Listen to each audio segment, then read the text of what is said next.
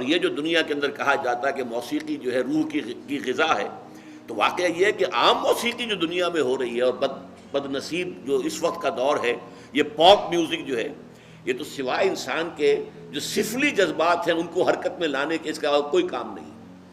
پرانے زمانے کی ایک موسیقی ایک ہوتی تھی جو سنجیدہ ہوتی تھی، اس میں یقیناً یہ ہے ایک بڑا فرق میں آپ کو بتاتا ہوں۔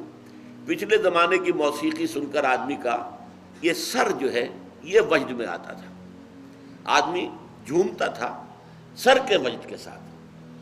آج کی موسیقی میں پورا انسان کا نچلا جسم جو ہے وہ دھڑکتا ہے، دھڑکتا ہے اور چلتا ہے، دوڑتا ہے۔ یہ انسان کے سفلی اور گھٹیا اور نچلے جذبات کو حرکت میں لانے والی شے ہے۔ لیکن قرآن مجید کی موسیقی، زین القرآن باصواتکم من لم یتغن بالقرآن فلیس منا وتغنوہ، اس کو بڑی غنا کے ساتھ پڑھا کرو۔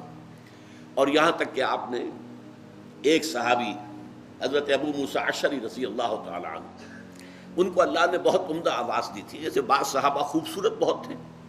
حضرت دحیہ کلبی رضی اللہ تعالی عنہ بہت حسین انسان تھے، چنانچہ حضرت جبرائیل جب انسانی شکل میں آتے تھے تو حضرت دحیہ کی صورت اختیار کر کے آتے تھے، دحیہ کلبی۔ اسی طرح صوت جو ہے، صوتی آہنگ اور اچھی آواز، یہ اللہ تعالیٰ نے حضرت ابو موسیٰ اشعری کو عطا فرمائی تھی۔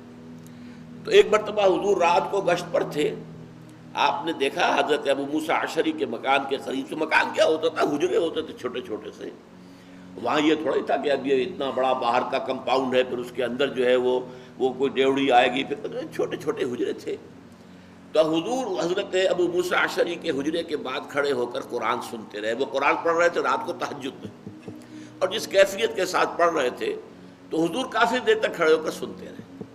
پھر اگلی صبح فجر میں جب ملاقات ہوئی تو حضور نے تحسین فرمائی، یا ابا موسیٰ انک قد اوتیت مزمارا من مزامیر آل داود، اے ابو موسیٰ اشعری، آپ کو تو اللہ نے آل داود کے سازوں میں سے ایک ساز عطا کیا ہے۔ حضرت داؤد علیہ السلام کو اللہ تعالیٰ نے لحن داؤدی مشہور ہے، بہت اچھی آواز، حسین آواز دی تھی۔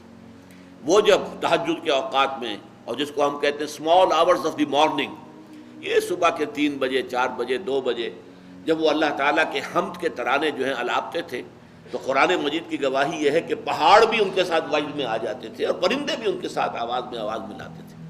یہ تاثیر تھی لحن داؤدی کی حضرت داؤد علیہ السلام کے پڑھنے میں۔